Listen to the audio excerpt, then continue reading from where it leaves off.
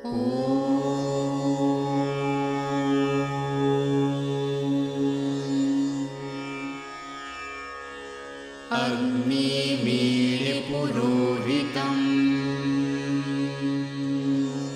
यज्ञस्य देवं ऋत्विजम्।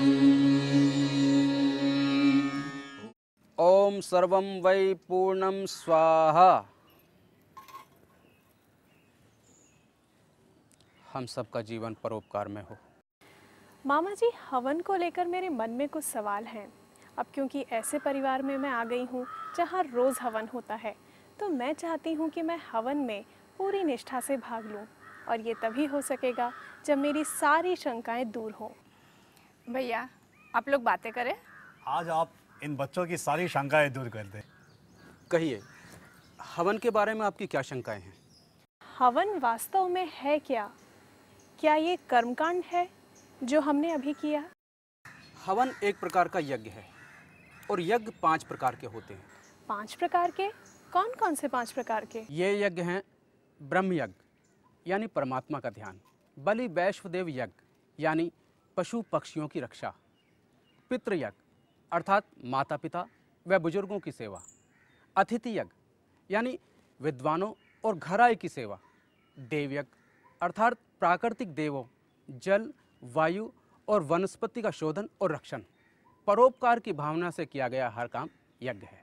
यज्ञ की मूल भावना है परोपकार, और हवन करने से मनुष्य का कर्ज भी उतरता है। कर्ज? वो कैसे मामा जी? मनुष्य के ऊपर 3 प्रकार के कर्ज होते हैं। कैसे कर्ज? हमें किसी को पैसा देना होता है?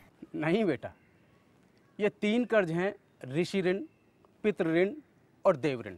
ज्ञान के दान से ऋषियों का ऋण उतरता है और पितृ सेवा से पितरों का। हवन से जल, वायु और वनस्पति जैसे देव जो हमेशा हमारा कल्याण करते हैं, उनका ऋण उतरता है। मामा जी, इसके अलावा हवन से और क्या फायदे हैं? हवन के फायदे हैं तन की शुद्धि, मन की शुद्धि, पर्यावरण की शुद्धि और वर्षा की कमी को दूर करना। हवन मनुष्य, पशु पक्षियों और पेड़ पौधों सबके लिए अच्छा है। मामा जी, हवन की परंपरा कितनी पुरानी है? हवन की परंपरा तो अति प्राचीन है। ऋषि विश्वामित्र के यज्ञ की रक्षा के लिए राजा दशरथ द्वारा राम लक्ष्मण को भेजने की कथा तो हम सबने सुनी है। महाभारत युद्ध के बाद युधिष्ठिर ने भी रासु यज्ञ रचाया था। पुरातत्वों के प्रमाण बताते हैं कि कंबोडिया, बाली, सुमात्रा जैसे अनेक देशों में भी किसी न किसी रूप में हवन का प्रचलन रहा है। शहीद भगत सिंह के दादा अर्जुन सिंह तो नित्य हवन किया करते थे।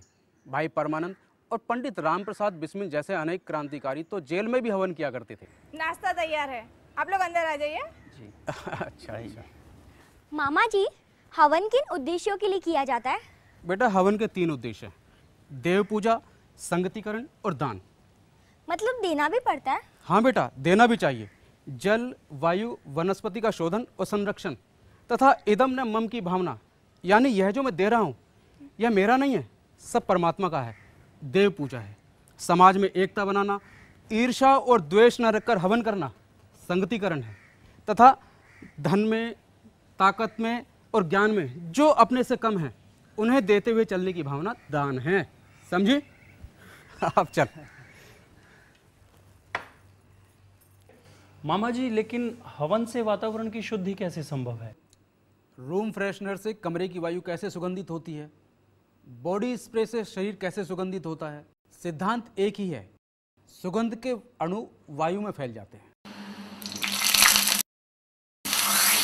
एक जरा सा बधार जिस तरह से मटके की पूरी छाछ को सुगंधित कर देता है, या सूखी मिर्च जलाने पर किस तरह से अड़ोस पड़ोस में भी छींकें आ जाती हैं, उसी तरह से अग्नि में जलने से सामग्री के अणु भी हवा में फैल जाते हैं और हवा को शुद्ध करते हैं।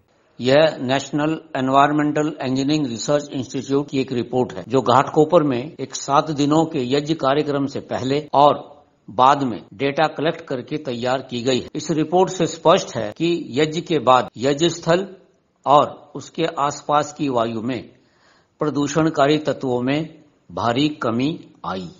लेकिन घी और लकड़ी आदि जलने से धुआं और दूसरी हानिकारक गैसें भी तो पैदा होती हैं। हवन यदि ठीक तरह से किया जाए तो न तो धुआं ही पैदा होगा और न ही अधिक मात्रा में हानिकारक गैसें ही पैदा होंगी।